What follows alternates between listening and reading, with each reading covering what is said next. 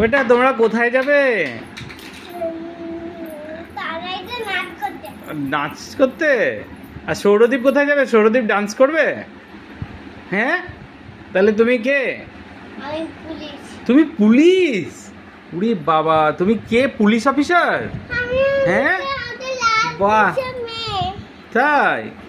আর তুমি কে? পুলিশের দিদি? তোমার নাম কি বলে দাও?